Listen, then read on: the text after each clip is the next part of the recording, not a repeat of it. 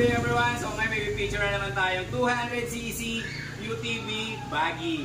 Alright, this is a Supreme. So 4x2 po siya. At ito po ay in-order ni Sir Jovan ng Batangas. So sir, salamat sa pag-purchase. At ngayon i-check lang po natin siya. Okay, ito po yung susi niya, 2 piraso. Pasok lang natin sa ignition. Ayan. So ngayon check lang po natin yung headlight niya. Headlight sa low and high. Ayan. Headlight. Ayan. Okay. Off lang natin headlight. Signal light. Okay, to my left. And signal light to my right. Okay. Hazard po tayo. Ayan, hazard. Working. And then, busina. Ayan, so busina po. Then ngayon naman po, i-andar natin siya. Check lang natin siya. Andar.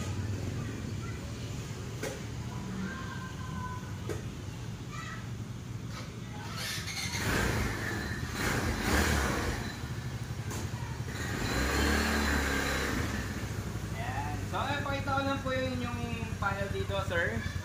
Okay, so makikita natin dito yung para sa kanyang RPM, then the same time yung reading para sa kanyang voltage. Ito po yung para sa kanyang ilaw. Okay, ilaw, low and high. Then signal light, left and right. Then hazard po to. Okay, hazard. Ito lang po yung ating susian. Okay, so once pinatay natin yan, okay, off din to, nakita nyo naman. Then ito lang po siya. Ayan, pasok lang natin.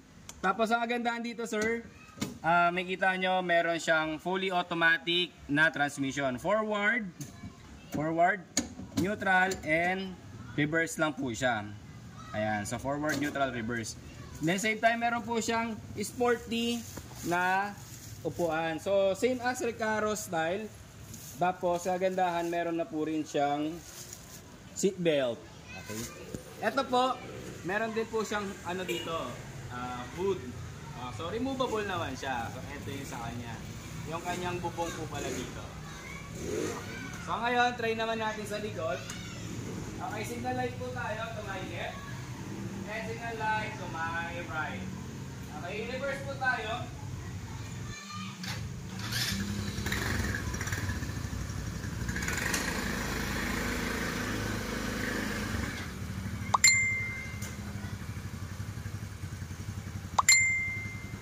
At ang makikita nyo po dito ay acrylic po to ha.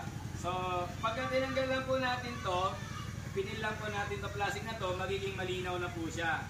Alright, so sa lahat po ng nanonood ngayon at gusto magkaroon ng ganitong klaseng UTV, baggy, Supreme 200cc 4x2, ay call nyo lang po kami sa number na makikita nyo dyan sa screen or sa comment section.